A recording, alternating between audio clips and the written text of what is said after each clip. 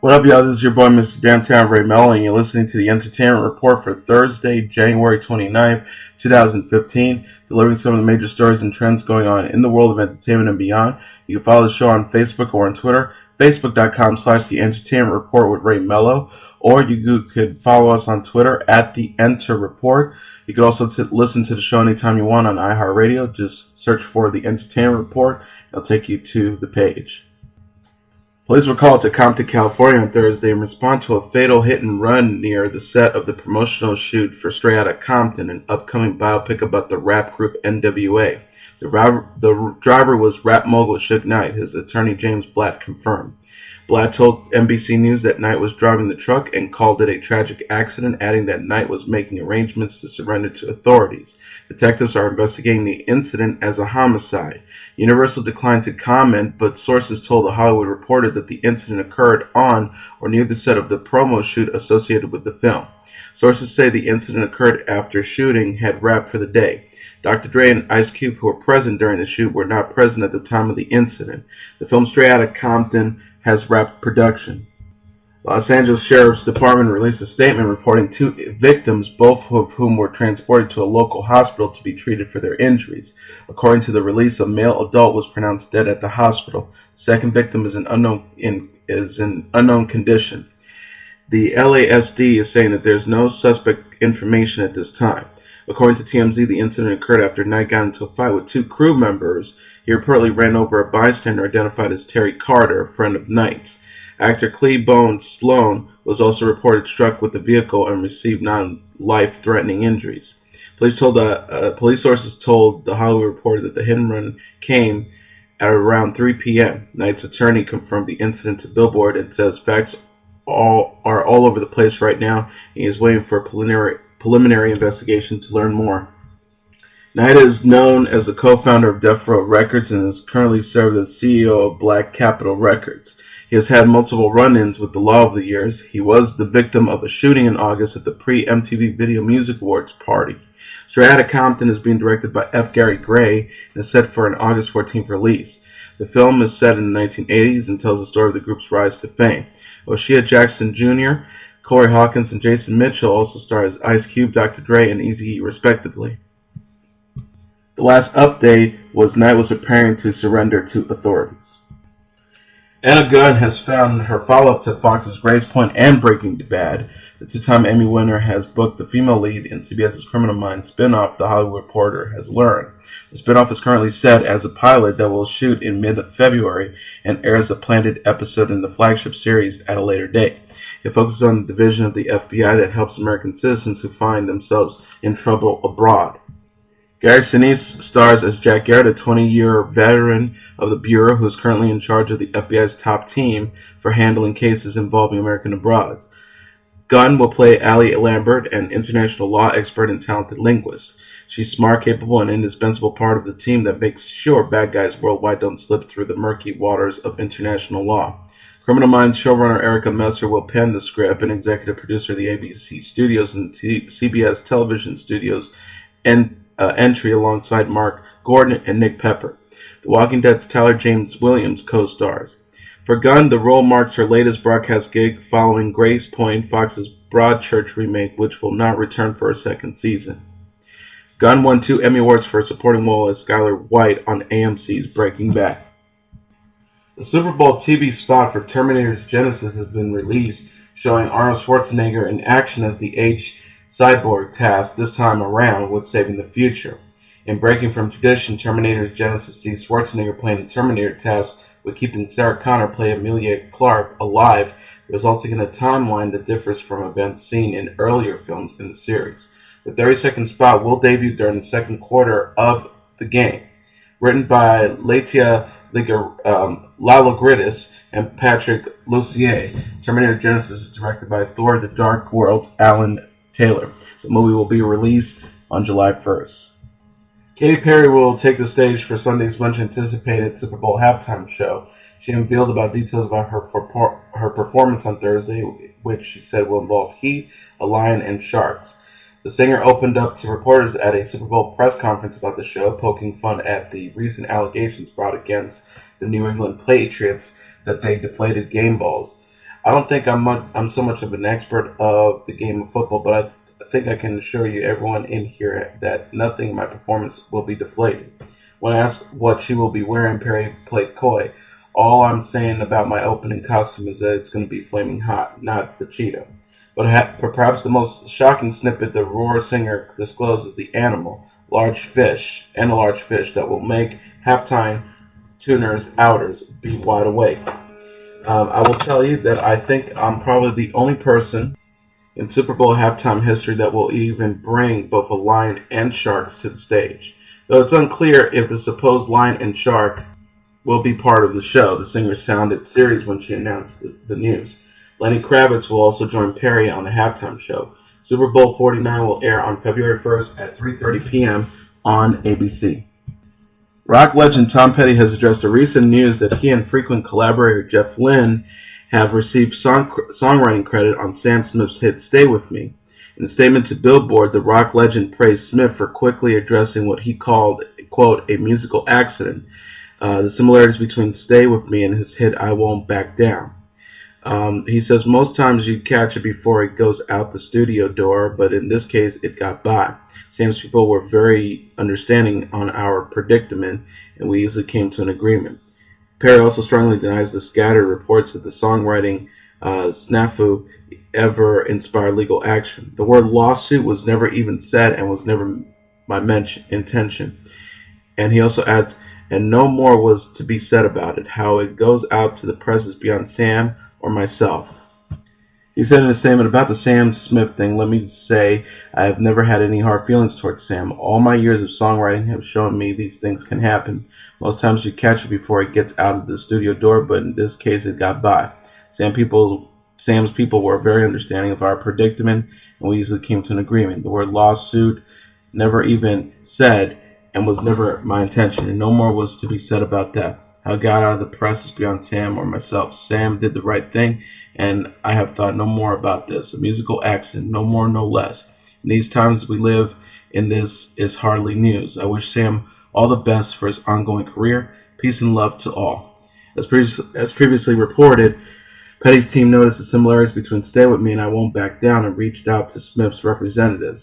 Seemingly without drama, the young Brit granted Petty and Lynne of Electric Light Orchestra credit for writing the track. Smith's rep earlier told Billboard, although the likeliness was a complete coincidence, all involved came to an immediate and amicable agreement in which Tom Petty and Jeff Lynne are now credited as co-writers of Stay With Me, along with Sam Smith, James Napier, and William Phillips.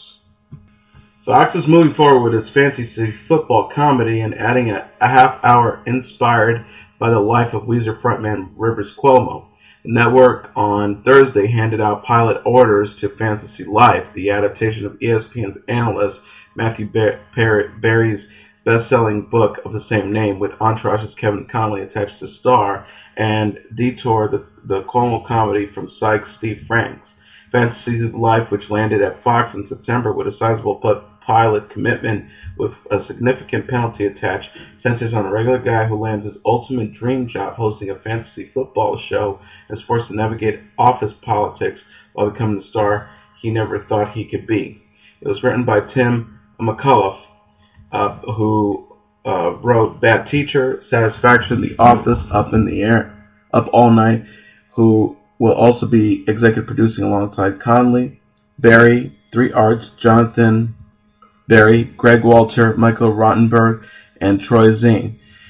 Fantasy Life from the 20th Century Fox Television will be a multi-camera hybrid comedy in a vein similar to CBS's 20th How I Met Your Mother. Berry's Fantasy Life was published in July 2013 and became a New York Times bestseller. The book chronicles Berry's journey from a 14-year-old fantasy player to the face of fantasy sports for ESPN.com, where he serves as a fantasy sports analyst and columnist. Berry, coincidentally, is a former TV writer whose credits include Fox's Married with Children, Roseanne, Grace Under Fire, and Sports Night, among others. For Connolly, the comedy comes after 20th TV inked the former Entourage star to his second overall deal with the studio to develop projects alongside Three Arts. The actor previously starred in CBS's 20th short-lived comedy Friends with Better Lives last season. An avid football fan, Connolly also directed ESPN's hockey-themed Big Shot episode in its 30 for 30 series. For Fox, the comedy comes as the network currently carries Sunday afternoon and evening NFL games. Should Fantasy Life move forward, it will join FX's similarly themed comedy The League. For 3 Arts, Fantasy Life marks its second pilot order of the season. It joins NBC's Greg Mallin's multi-camera comedy Take It From Us. Detour, meanwhile, landed at the network in August with a hefty pilot commitment. The single-camera comedy is inspired by Cuomo, a rock star who made the unexpected choice at age 30 to quit his band and go back to college. Based on a pitch from Franks, the 20th TV comedy will be written by the site creator and executive produced by Cuomo, Tagline's producer Willie Mercer, and Chris Hines. Dan Field will also serve as credited as executive producer. A member of the R&B group Jagged Edge was arrested Thursday morning on aggravated assault charges. Police were called to a home on Peter Street about a fight between an engaged couple. When police arrived, they were met by the victim, who said that she had gotten into an argument with her fiancé, Kyle Norman, about his drinking. Police said in their report that the victim's eyes had welts under them, and there was a golf-sized knot on her upper left forehead. She also had a cut to her nose and appears as if she had a blood clot in her right eye that had burst. The victim told police Norman punched and choked her with a scarf and shoved her engagement ring down her throat, choking her more. According to police, Norman took away the victim's car keys and broke her cell phone, refusing to let her leave. The victim told police she began to agree with things that he was saying in an attempt to calm him down. Once he was away, she ran and grabbed his cell phone and was able to run outside and wake up a neighbor who led her inside. An officer saw Norman running down the sidewalk as he pulled up. Norman turned around and shouted, "I need to go to jail." Norman told police he was upset about his dad having cancer, and that's the reason he got so mad at his fiancée. The victim was taken to Atlanta Medical Center. Norman was taken to jail and charged with aggravated assault. The 4th most popular folk duo from New Zealand are planning their return to the U.S. Flight of the Conchords' Jermaine Clement says he and Brett McKenzie are planning on touring later on in the year in the States. It isn't very solid yet, but we've been talking about it. At least in the years past, Clement says the Conchords will play new material at the shows. I really don't like the studio part of music, he says. I more enjoy playing live and letting others take care of the recording. Clement is at Sundance for People, Places, Things, Jim Strauss's engaging romantic comedy in which Clement plays a cartoonist and teacher struggling with heartbreak and being a consistent father for his 5-year-old twin daughters. With the exception of a 2013 tour, Flight of the Conchords has been on the back burner since the end of the 2nd season of their HBO show in 2009. Since then, Clement has been active voicing animated films and making his co-directing film writing debut with last year's What We Do in the Shadows. His directing partner on that film, Tika Waititi, is working with him on an idea for television that may include music. I consider my career as a whole of collections of hobbies. He says, I don't have a career, there's all these hobbies going on. Like the Conchords TV show, People's Places Things is set in New York, but that's where the parallel ends for Clement, whose character Will has an artistic sophistication and nurturing qualities. He says the Conchords' Jermaine is very unaware of his feelings, and Will is keenly aware of his. At first, Jim Strauss talked about me using an American accent, and we tried it out and eventually decided it wasn't important. He wanted the character to be an outsider anyway, so the accent might help out. Then, having not performed that much on film, I had to think about, how do I actually talk that's different from Flight of the Conchords? Right before filming, I thought, how do I actually do it? Even composer Mark Orton, whose breezy scores harkens back to simpler times, was keenly aware of not sounding Conchords-esque. I want the music to sound like his character, a guy who wears pants that are too short. Orton said in a separate conversation, I have to make sure I wasn't rewriting Sugar Lumps. Will Incorporation reported higher revenues for fiscal 2014 of $66 billion, an increase of 19% over the prior year on Thursday. Revenue for the fourth quarter was $18.1 billion, an increase of 15% over the same quarter a year. This was a bit below Wall Street's analyst estimate of $18.7 billion for the quarter.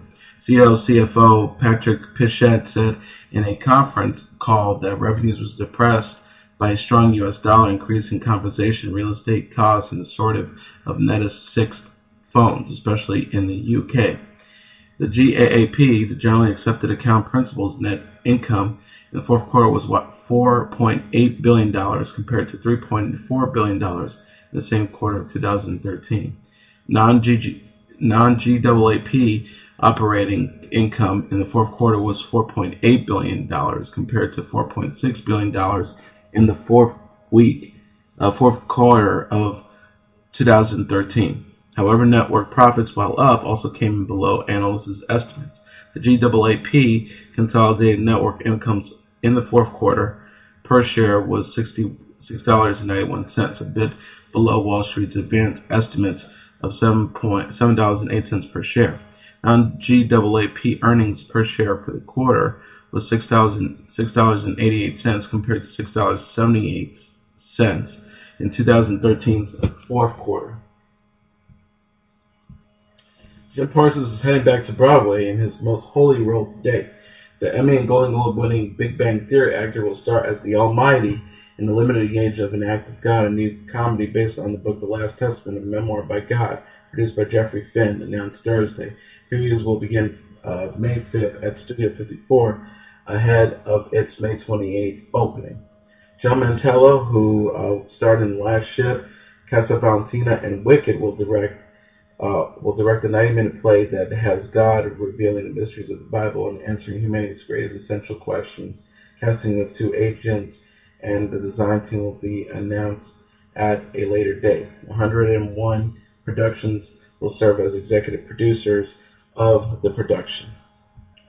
And that is your entertainment report for Tuesday, January 29, 2015. I'm your host, Mr. Downtown Ray Melo.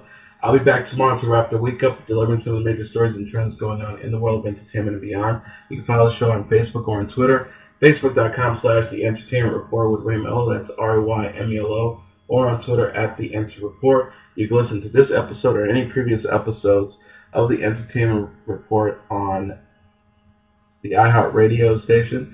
Just go to the website and search for The Entertainment Report, and it'll take you to our page. Have a great day, everybody. I'll see you tomorrow. Bye.